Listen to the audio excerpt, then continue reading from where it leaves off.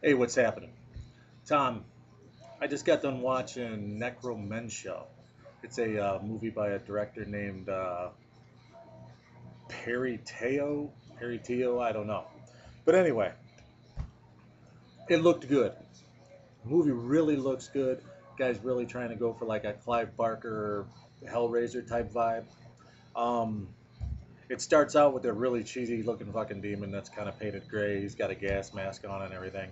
And he's chasing this guy whose name is Hagen, telling him, that he owes him for something and everything else. We come to find out this Hagen guy, um, his wife's dead. And he's like, messing with her with these surgical instruments and everything every night. And come to find out he's a janitor in a barber shop. And they try to twist all these things together. But long story short, this Hagen guy, his wife's dead. This guy named Travis and this mute guy come to find him and say that they can figure out how to get his wife back. They know the location of the doors to hell, and they need him to be the key. And it involves carving a Ouija board in his body. He's not real wild about it. Then they bring in this other demon. They give Travis's backstory. He's got a brother who's in a wheelchair and he's kind of fucked up, and he's got to have the TV on all the time while he's hallucinating about this guy in a big pig mask named Mr. Skinny telling him to kill himself. Travis hires a guy to babysit him, and it ends up that this guy, while he's gone, Travis's job, by the way, is to cut people up like some sadomasochism shit for money, and he doesn't accept checks, cash, because the chick tries to pay him by check. By the way, he cuts her pinky off and it doesn't even bleed. But anyway, um, the plot's really twisted. Suffice to say that Travis and the mute guy, he brings him back to life because his brother kills him and then kills him, or his brother's missing, and it comes down to where this demon that looks like Patrick Swayze with this hairdo and Dirty Dancing and stuff, or that Chippendale skit that he did with Chris Farley. But anyway, that demon wants to get revenge on the gas mask demon. Well, it turns out that that demon in real life, he didn't have Patrick Swayze hair in real life, um, was messing around with this Hagen guy's woman. She was pregnant. She's trying to get away from Morbius, which is Patrick Swayze. And she's pregnant with Hagen's kid. Her and Hagen kill the guy. So basically, his motivation with Travis is to try to get revenge on Hagen.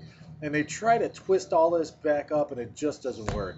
I mean, I was entertained until they kept flashing back with people's backstories, and then they tried to tie this whole mess up.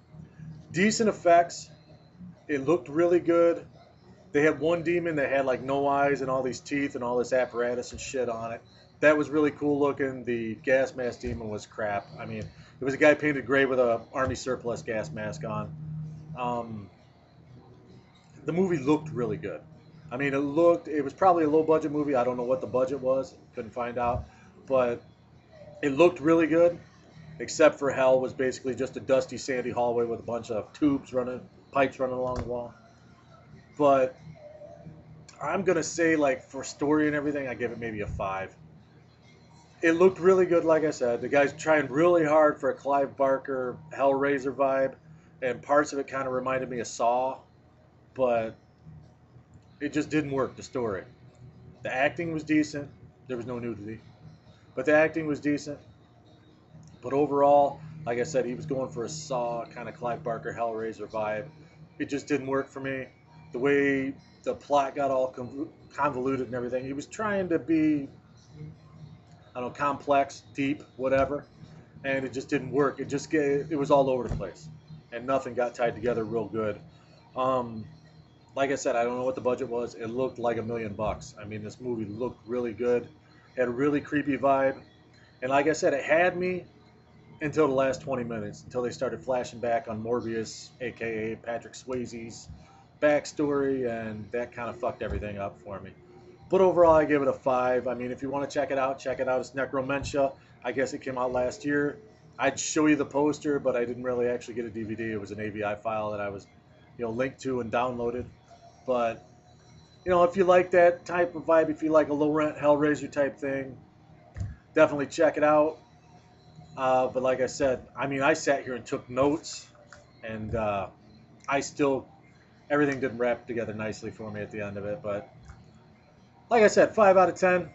It was a really good effort, but it just didn't work in the end. So support independent cinema, man.